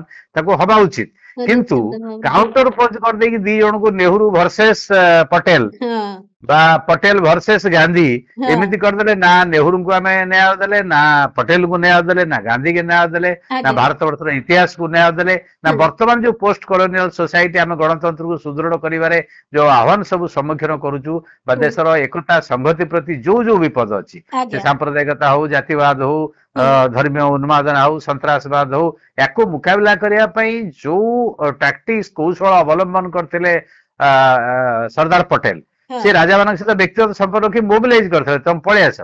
ହଁ ସେଠି ହଁ ରାଦର କଂଗ୍ରେସ ତରଫରୁ ଯେତେବେଳେ ଗାଳି ଦେଇଥିଲେ, ଅଧେ ତାଙ୍କ ଭିତରେ ବିଶ୍ୱାସ କମି ହେଇଥିଲା। ହୁଁ ତେଣୁ ଆମେ ଏଠି ଦାୟୀ କରିପାରିବାନି, ନେହେରୁ ଭୁଲ କଲେ, ସର୍ଦ୍ଦାର ପଟେଲ ଠିକ କଲେ, ଆଜ୍ଞା ବା ଆଜ୍ଞା ସର୍ଦ୍ଦାର ପଟେଲ ଆଜ୍ଞା ଭୁଲ କଲେ, ନେହେରୁ ଠିକ କଲେ। ତ ଆଜ୍ଞା ସମସ୍ତଙ୍କର ଅବଦାନ ଅଛି। ଆମେ ପରିପ୍ରେକ୍ଷୀଗତ ଦୃଷ୍ଟିରୁ ବିଚାର ଆଜ୍ଞା କରିବା ଆଉ ଗୋଟିଏ ଉଚିତ। ଛୋଟିଆ ପ୍ରତିକ୍ରିୟା ମୁଁ ଚାହିଁବି, ମୁଁ ଟିକେ କ୍ଲିୟର ବି ହବାକୁ ଆପଣଙ୍କଠୁ ଚାହିଁବି। ଯେମିତି ଯେତେବେଳେ ସ୍ୱାଧୀନତା ପ୍ରାପ୍ତି ହେଲା ଆମ ଦେଶ, ସେତେବେଳେ ପଟେଲ କହିଥିଲେ ଯେ ଆମେ ଯାହା ପାଇଲେ ତାହା ସ୍ୱରାଜ ନୁହେଁ, କେବଳ ବିଦେଶୀ ଶାସନ ଆମ ଦେଶରୁ ଏବେ ଯାଇଛି, ଆଭ୍ୟନ୍ତରୀଣ ସ୍ୱରାଜ ପାଇଁ ଆହୁରି ବହୁତ କିଛି କାମ କରିବା ବାକି ରହିଛି, ଯେମିତି ଜାତି, ବର୍ଣ୍ଣ, ଧର୍ମ, ଆଞ୍ଚଳିକ ବୈଷମ୍ୟ ଏସବୁ କଥା କହିଥିଲେ। ଏବଂ ସେ ଅସ୍ପୃଶ୍ୟବାଦର ବିଲୋପ ନ ହେବା ପର୍ଯ୍ୟନ୍ତ ଏଇ ପ୍ରକାର ପରିସ୍ଥିତି ରହିବ ବୋଲିକିରି ସାମାଜିକ ସଂଘର୍ଷ କଥା ଉଠେଇଥିଲେ। ଏବଂ ଯୋଉ କଥାଟି କୁହାଯାଏ ଯେ ସେ ଭାଷା ଭିତ୍ତିକ ରାଜ୍ୟ ଗଠନର ତୀବ୍ର ବିରୋଧୀ ଥିଲେ, ଯେତେବେଳେ ଆନ୍ଧ୍ରପ୍ରଦେଶ ଗଠନ ହେଲା କଂଗ୍ରେସ କାର୍ଯ୍ୟକାରୀ କମିଟି ପାଇଁ ସେ ନିଷ୍ପତ୍ତି ନେଇଥିଲେ ତାର ସେ ବିରୋଧ କରିଥିଲେ ବୋଲିକିରି କୁହାଯାଉଛି। ତାର ଅର୍ଥ ଓଡିଶା ଯୋଉ ଭାଷା ଭିତ୍ତିକ ରାଜ୍ୟ ଗଠନ ହେଇଥିଲା ତାର ବି ତାଙ୍କ ମନ ଭିତରେ ବିରୋଧ ଥିବ ଯେ ଭାଷା ଭିତ୍ତିରେ ନାଇଁ ଯଦି ନାଇଁ ନାଇଁ ଗଠନ ଆମେ ହଉଛି। ମୁଁ ତାଙ୍କର ଟିକେ ଏଇ ଯୋଉ ଜାଣିବାକୁ ଷ୍ଟାଣ୍ଡ ଚାହୁଁଛି। ଆଜ୍ଞା। ତାଙ୍କର ଏଇ ଯୋଉ ଷ୍ଟାଣ୍ଡ ଟାକୁ ଆମେ କଣ୍ଟେକ୍ଚୁଆଲାଇଜ କରିବା ଉଚିତ। ଯେତେବେଳେ ହୁଁ ଭାଷା ଭିତ୍ତିକ ରାଜ୍ୟର ଦାବି ଉଠିଲା ଆନ୍ଧ୍ରରେ ଏବଂ ହୁଁ ଜୋରଦାର ଆନ୍ଦୋଳନ ହେଲା, ହୁଁ ଯୋଉ ପୃଷ୍ଠଭୂମିରେ ଭାରତବର୍ଷର ଏକତାକୁ ପଟେଲ ଆଣିଛନ୍ତି, କଷ୍ଟ କରିଛନ୍ତି, ହୁଁ ଦିନ ରାତି ହୁଁ ଅକ୍ଳାନ୍ତ ପରିଶ୍ରମ ସେ କରିଛନ୍ତି ହୁଁ ଏବଂ ଯେତେ ଡିଫିକଲ୍ଟିଜ ଫେସ୍ କରିଛନ୍ତି। କାରଣ ଯୋଉ କରଦ ରାଜ୍ୟ ମାନଙ୍କରେ ବା ଏଇ ଯୋଉ ପ୍ରିନ୍ସଲି ଷ୍ଟେଟରେ ଲୋକମାନେ ହୁଁ ଆନ୍ଦୋଳନ କରୁଛନ୍ତି ଭାରତରେ ମିଶିବା ପାଇଁ, ହୁଁ ରାଜା ମାନେ ଚାହୁଁନାହାନ୍ତି, ରାଜା ମାନେ ତାଙ୍କୁ ଅତ୍ୟାଚାର କରୁଛନ୍ତି। ହୁଁ ସେ ସମୟରେ ସେ ଲୋକମାନଙ୍କ ସାଙ୍ଗରେ ରହି ପୁଣି ରାଜା ମାନଙ୍କୁ କନଭିନ୍ସ କରି ଆଣିବା, ହୁଁ ଏଇଟା ବହୁତ ଡିଫିକଲ୍ଟ ଟାସ୍କ ଥିଲା। ଏଇଟା ହୁଁ ଫୁଲ ୱାର୍ଲଡ ରେ ଆପଣ ଦେଖିବେ ଗୋଟେ ଅନପ୍ରେସିଡେଣ୍ଟେଡ ଜିନିଷ। ଏତେ ଗୋଟେ ଇଣ୍ଡିପେଣ୍ଡେଣ୍ଟ ଷ୍ଟେଟ ଗୋଟେ ରାଷ୍ଟ୍ର ସାଙ୍ଗରେ ମିଶିବା ଆସିବା ଏଇଭଳିଆ ଏକ୍ସପେରିମେଣ୍ଟ ପୃଥିବୀରେ କୋଉଠି ହେଇନି। ହୁଁ ତେଣୁ ସେ ଦୃଷ୍ଟିରୁ ତ ବହୁତ ଟପ୍ ଲିଡରସିପ ନେତୃତ୍ୱ ଦେଖେଇଛନ୍ତି କିଏ, ସର୍ଦ୍ଦାର ପଟେଲ। କିନ୍ତୁ ଏଇ ଯୋଉ ଭାଷା ଭିତ୍ତିକ ଆନ୍ଦୋଳନରେ ତାଙ୍କର ଦୃଷ୍ଟିଭଙ୍ଗୀ ଥିଲା, ଯେକୌଣସି ଗୋଟେ ଆନ୍ଦୋଳନ ଯୋଉଟା ଭାରତବର୍ଷର ଏକତାକୁ ବିପଦ ବା ସଂହତି ପ୍ରତି ବିପଦ ବୋଲି ସେ ବିଚାର କରୁଥିଲେ, ତା ହୁଁ ପ୍ରତି ସିଏ ଏକ ରିଜର୍ଭେସନ ରଖିଥିଲେ। ଆଜ୍ଞା। ବିରୋଧ ନ କଲେ ବି ତାଙ୍କର ମନୋଭାବରେ ସଂରକ୍ଷଣ ଥିଲା, ହୁଁ କିନ୍ତୁ 100% ଗ୍ରହଣ କରୁନଥିଲେ। ଆଜ୍ଞା। ତେଣୁ ଯେ ଏଇଟା ହେଲେ କାଳେ ପୁଣି ଗୋଟେ ଭାଷାକୁ ନେଇକି ଚାଲିବ ଦେଶ ଭିତରେ ଆଚ୍ଛା। ବିଭାଜନ, ତେଣୁ ହୁଁ ଦେଶର ହୁଁ ଐକ୍ୟତା ହୁଁ ପ୍ରତି ଏକତା ପ୍ରତି ବଡ ବିପଦ ହବ। ହୁଁ ତେଣୁ ସେଇ କଣ୍ଟେକ୍ସଟ ଯେହେତୁ ସେ ନିଜେ ପର୍ସନାଲି ଇନଭଲ୍ଭ ଥିଲେ ଭାରତବର୍ଷର ଯୋଉ ୟୁନିଟି ପାଇଁ, ମେନଲି ହୁଁ ହୁଁ ପ୍ରିନ୍ସଲି ଷ୍ଟେଟ ହୁଁ ଯୋଉ 500ରୁ ଉର୍ଦ୍ଧ୍ୱ ରାଜ୍ୟ ତାଙ୍କୁ ଆଣିକି ମିଶେଇବା, ହୁଁ ହୁଁ ସ୍ଵାଧୀନ ହେଇଯାଇଥାନ୍ତେ। ବର୍ତ୍ତମାନ ହୁଁ ଦେଖନ୍ତୁ ଯଦି ଜୁନାଗଡ଼ ନଥାନ୍ତା, କାଶ୍ମୀର ନଥାନ୍ତା ବା ହଁ ହାଇଦ୍ରାବାଦ ହଁ ନଥାନ୍ତା, କଣ ହେଇଥାନ୍ତା ହୁଁ ଏବଂ ସେଇଟା କଣ ତାର ଇମ୍ପାକ୍ଟ ପଡିଥାନ୍ତା। ଭାରତର ଆଜ୍ଞା। ସେତେବେଳେ ଗୋଟେ ବିରାଟ ମିଲିଟାରୀ ଷ୍ଟ୍ରେଂଥ ନାହିଁ ଯେ ହୁଁ ଯାଇକି କରିଦବ। ଏବଂ ସେ ଆଜ୍ଞା। ରାଜା ମାନେ ଯୋଉ ଭଳି ଭାବରେ ବାର୍ଗେନିଂ କରୁଛନ୍ତି, ହୁଁ ହୁଁ ତେଣୁ ସବୁ କଥାକୁ ଦେଖିଲେ ଆଜ୍ଞା ତାଙ୍କ ମନ ଭିତରେ ଏଇ ଯୋଉ ବିଚାର ପ୍ରଭାବଟା ଭାଷା ଭିତ୍ତିକ ରାଜ୍ୟ ପ୍ରକ୍ରିୟା ପ୍ରଭାବ ରହିଲା। ସେ ଆଜ୍ଞା ଓଡିଶାରେ ଭାଷା ଭିତ୍ତିକ ଆନ୍ଦୋଳନର ପର୍ଟିକୁଲାର କେସରେ ବିରୋଧୀ ନଥିଲେ। ଆଜ୍ଞା। ତେଣୁ ନାଇଁ ତାଙ୍କର ମୁଁ ଜାଣିବାକୁ ଚାହୁଁଛି ଯେ ଯେହେତୁ ଗୋଟିଏ ରାଜ୍ୟରେ ଏ ପ୍ରକାର ପରିସ୍ଥିତି, କିନ୍ତୁ ଆପଣ ଯାହା କହିଲେ ଯେ ସେ ପରିପ୍ରେକ୍ଷୀ ଅଲଗା ଥିଲା ଏବଂ ଓଡିଶାର ସ୍ଥିତି ନାଇଁ ନାଇଁ, ଅଲଗା ଥିଲା। ଓଡିଶା 1936 ଏପ୍ରିଲ 1ରେ ହେଲା। ହଁ 35 ସେତେବେଳେ ଆଜ୍ଞା। ହୁଁ ହଁ ସେତେବେଳେ ରାଜ୍ୟ ଯୋଉ ଘୋଷିତ ହେଲା ବା ତିଆରି ହେଲା ପ୍ରଥମ ଭାଷା ଭିତ୍ତିକ ରାଜ୍ୟ ଭାରତବର୍ଷରେ, ହୁଁ ଇଏ ଓଡିଶା ଗୋଟେ ଦିଗଦର୍ଶନ ଦେଲା। ସେତେବେଳେ ହଁ ହଁ। ବିରୋଧ କରିଥିଲେ ତ ପଟେଲ ବିରୋଧ କରିକି ଲେଖିଥାନ୍ତେ କାହିଁକି ନିଶ୍ଚୟ ଭାଷା ଭିତ୍ତିକ ସେଭଳିଆ ରାଜ୍ୟ କିଛି ହେଲା ବୋଲି। କଥା ନାହିଁ ତାହେଲେ। ନା ଆଜ୍ଞା। ଆଉ ଗୋଟିଏ କଥା ମୁଁ ଜାଣିବାକୁ ଚାହୁଁଛି ଯେ ଆଜି ଦିନରେ ତାଙ୍କର ଷ୍ଟାଚ୍ୟୁ, ଏତେ ବଡ ଷ୍ଟାଚ୍ୟୁ ତିଆରି ହେଇଯାଇଛି, ଲୋକ ଷ୍ଟାଚ୍ୟୁ ଅଫ ୟୁନିଟି କହୁଛନ୍ତି, ଆମେ ତାଙ୍କ ପରମ୍ପରା ତାଙ୍କ କଥା କହୁଛେ, ତାଙ୍କୁ ନେଇ ରାଜନୀତି ହଉଛି। ଏ ସବୁ ଭିତରେ ଆପଣ କହିଲେ ଯେ ସାମ୍ପ୍ରଦାୟିକତାର ସେ ବିରୋଧାଭାସ କରି ଆସୁଥିଲେ, ତାଙ୍କର ବିରୋଧାଚରଣ ଥିଲା, ସାମ୍ପ୍ରଦାୟିକତା ମନୋଭାବ ପୋଷଣ କରୁନଥିଲେ। କିନ୍ତୁ ଆଜି ତାଙ୍କୁ ଯେତେବେଳେ ବର୍ଣ୍ଣନା କରାଯାଉଛି, ସେଠି ତାଙ୍କୁ ଲେଖାଯାଉଛି, ଗୋଟିଏ ପଟେ ଲେଖାଯାଉଛି ସେ ବହୁତ ନିର୍ମଳ ଜୀବନ, ବାସ୍ତବବାଦୀ ଦୃଷ୍ଟିଭଙ୍ଗୀ ତାଙ୍କର ଥିଲା, ତାଙ୍କର ତ୍ୟାଗପୂତ ଜୀବନ କଥା ଲେଖା ହଉଛି। ଅନ୍ୟପଟେ ଲେଖାଯାଉଛି ସେ ଜଣେ ରକ୍ଷଣଶୀଳ ହିନ୍ଦୁ ଭାବରେ ଦେଶର ପରମ୍ପରା ଓ ସଂସ୍କୃତିକୁ ମର୍ଯ୍ୟାଦା ଦେଉଥିଲେ। ରକ୍ଷଣଶୀଳ ହିନ୍ଦୁ ଭାବରେ ଯେତେବେଳେ ପରିଚୟର କଥା ଆସୁଛି, ସେଠି ପୁଣି ଆଉ ଗୋଟିଏ କଥା ସାମ୍ନାକୁ ଆସୁଛି କି ଆମେ ତାଙ୍କ ଦ୍ଵାରା ଆଉ କିଛି କହିବାକୁ ସମାଜକୁ ଚାହୁଁଛୁ କି? ଆମେ ତାଙ୍କୁ ଅପବ୍ୟବହାର କରୁଛନ୍ତି, ତାଙ୍କ ବିଚାରଟାକୁ ସାମଗ୍ରିକ ଭାବରେ ଦେଖି ନାହାନ୍ତି ଜମା। ସେ ତ ହିନ୍ଦୁ ଥିଲେ, ଭାରତୀୟ ସଂସ୍କୃତି ପ୍ରତି ସମ୍ମାନ ଥିଲା। ଯୋଉ ଯୋଉ ପୃଷ୍ଠଭୂମିରେ ଆସୁଛନ୍ତି ସମସ୍ତଙ୍କ ଇଏ ମହାତ୍ମା ଗାନ୍ଧୀ ଛେଳି କ୍ଷୀର ପସନ୍ଦ କରୁଥିଲେ। ଆଜ୍ଞା। ମହାତ୍ମା ଗାନ୍ଧୀ ରାମଧୁନ ପ୍ରତିଦିନ କରୁଥିଲେ। ଆମେ ତାଙ୍କୁ କଣ କହିବା ରକ୍ଷଣଶୀଳ ହିନ୍ଦୁ ବୋଲି କି? ହୁଁ ମହାତ୍ମା ଗାନ୍ଧୀ ତ ବହୁତ ତାଙ୍କ ସମୟରେ ବଡ ପ୍ରୋଗ୍ରେସିଭ କଥା କହିଛନ୍ତି। ହୁଁ ହୁଁ ପଟେଲ ବି ସେ କଥା କହିଛନ୍ତି। ହୁଁ ତେଣୁ ଇଏ ଗୋଟେ ମାନେ ଯାହା ଆଜ୍ଞା। ମୁଁ କହିଲି ଯେ ପଲିଟିକାଲ ମୋଟିଭ ନେଇକି ବାସ୍। ହୁଁ କେତେବେଳେ ଗୋଟେ ଆଂଶିକ ବକ୍ତବ୍ୟ, ବିଚାରଧାରା, ୱେ ଅଫ ଲାଇଫ ହୁଁ ଜଣେ ଜୀବନରେ ଦେଖନ୍ତୁ, ହୁଁ ମହମ୍ମଦ ଅଲି ଜିନା ଆମେ କହନ୍ତି ତାଙ୍କର ଧର୍ମୀୟ ବିଚାରଧାରା ନଥିଲା। ହୁଁ ମାନେ ଉଗ୍ର ଯୋଉ ଧର୍ମୀୟ ପୂଜା ପାଠ ଏସବୁ ବିଶେଷ ଭାବରେ ନଥିଲା। ହୁଁ ଗାନ୍ଧୀଙ୍କର ପ୍ରବଳ ଥିଲା। କିନ୍ତୁ ଆଜ୍ଞା। ମହମ୍ମଦ ଜିନା ଟୁ ନେସନ ଥିଓରି କଥା କହିଲେ ଏବଂ ଉଗ୍ର ସାମ୍ପ୍ରଦାୟିକତାବାଦ ହୁଁ କଥା କହିଲେ। ହୁଁ ହୁଁ ଗୋଟେ ପିରିୟଡରେ ଗାନ୍ଧୀ ତ ସାମ୍ପ୍ରଦାୟିକତା ବିରୁଦ୍ଧରେ ଲଢି ଲଢିକି ପ୍ରାଣ ଆଜ୍ଞା। ଦେଇଦେଲେ। ହୁଁ ଏବଂ ଇଏ ସାମ୍ପ୍ରଦାୟିକତା ବିରୋଧୀ ବିଚାରରେ ହୁଁ ସର୍ଦ୍ଦାର ପଟେଲ କେବେ କମ୍ପ୍ରୋମାଇଜ କରିନାହାନ୍ତି, ଆଜ୍ଞା କେବେ ବି ସାଲିସ କରିନାହାନ୍ତି, ଆଜ୍ଞା। କେତେବେଳେ ତାଙ୍କର ଫ୍ଲକ୍ଚୁଏସନ ହେଇନି। ହୁଁ ସେଇଥିପାଇଁ ହୁଁ ଗୋଟାଏ ଚିଠି ମୁଁ ଏଇଠି ଉଲ୍ଲେଖ କରିବାକୁ ଚାହୁଁଛି। ଯୋଉମାନେ ସର୍ଦ୍ଦାର ପଟେଲଙ୍କ ବିଷୟରେ ଆଲୋଚନା କରୁଛନ୍ତି, ବିରାଟ ମୂର୍ତ୍ତି ହେଇଛି ଭଲ କଥା, महात्मा गांधी देश सारा मूर्ति है पृथ्वी सारा मूर्ति है हम्म महात्मा गांधी की आम प्रतिदिन विचार को हत्या कर आज्ञा आंबेडकर चारिआडे मूर्ति है हम्म किंतु आंबेडकर जो विचार ताकू आम प्रतिदिन हत्या कर मूर्ति हवा आम सम्मान दबा देश तरफ देशवासी तरफ ठीक कथा हाँ किंतु सरदार पटेल विचार को आदर्श को विकृत कर देखा राजनैतिक अपव्यवहार करवा गोटे निर्दिष्ट उद्देश्य तांकू मिसयूज करवा अस्त्र भाव व्यवहार करवा ये तांको प्रति चरम असम्मान एते संदेह ना तेणु आज्ञा सी अक्टोबर 14 1949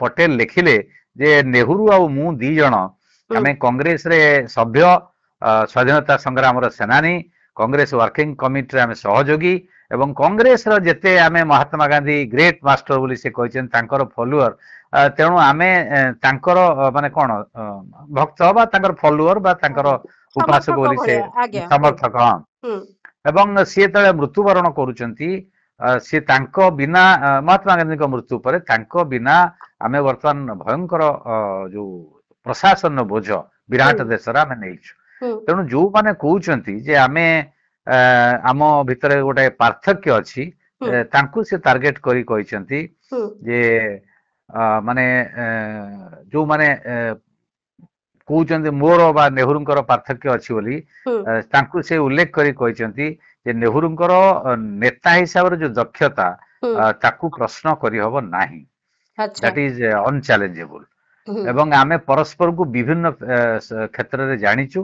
परस्पर को भल पाइचु से निजे कहउचंती मोर बयस बेसी मु ताको एडवाइस देइची से बिना द्विधारे मोर एडवाइस से ग्रहण करचंती हमर इंटिमेसी अछि तेणु सी गण मानकर जो आइडल बा हीरो ऑफ द मासेस से कहते तेणु इथिरे केबे से कार्पण्यता प्रकाश करना नेहरू को अप्रिशिएट करिवारे नेहरू तांको अप्रिशिएट करिवारे तेणु जो माने यही इंप्रेशन विरोधी से कहउचंती किछि लोक जे प्रचार करूचंती जे आमे आम भीतर गोटे डिफरेन्स अछि सेति शेषर से कहउचंती चिठी रे जे आमे जीवन व्यापी सांग ही काम करूचु कलीग भाव रे आमे निज निज दृष्टिभंगी रे एडजस्ट करिचु से कोना जे पार्थक्य नाही बोली जेतळे जा डिमांड करछि हमर बृहत्तर स्वार्थ होछि देश देशर एकता त परस्पर उपदेश को आमे मानिचु एवं परस्पर ऊपर विश्वास रखिचु तेणु ये जो स्वाधीनता परवर्ती पर्याय रे हमर जो बड़ दायित्व गांधी मृत्यु पर जो बड़ दायित्व ताकू आमे किमिति आगु को नबु कोन करिवु से कथा से लिखछन्ती तेणु से कहउचंती जे केई मो छडा नेहरू को बेसी जानि नांती जे सी जो लास्ट 2 वर्ष जो कष्ट करिकी जो परिश्रम करिछन देश पई ताकू मो छडा आउ बेटर के जानना ए भलिया भाषा कहला पर आपण नेहरू हाँ तेणु तांको चिठी पढ़िया दरकार अन्य माने सब दरकार वर्तमान खंड विखंडित इतिहास सब बेले एमती घातक परिणति आणे जो थरे आमे जो माने पूर्व सूरी अछंती तांको बाबद रे मध्ये गोटे भूल धारणा नहीं थाउ डॉक्टर बेहरा आपण बहुत बहुत धन्यवाद बहुत गुडे जिनस आपण रखिले एवं बहुत गुडे जो द्वंद्व रही से द्वंद्व दूर करियार मध्ये चेष्टा करछंती स्वतंत्र आलोचना को एठी रखुची नमस्कार।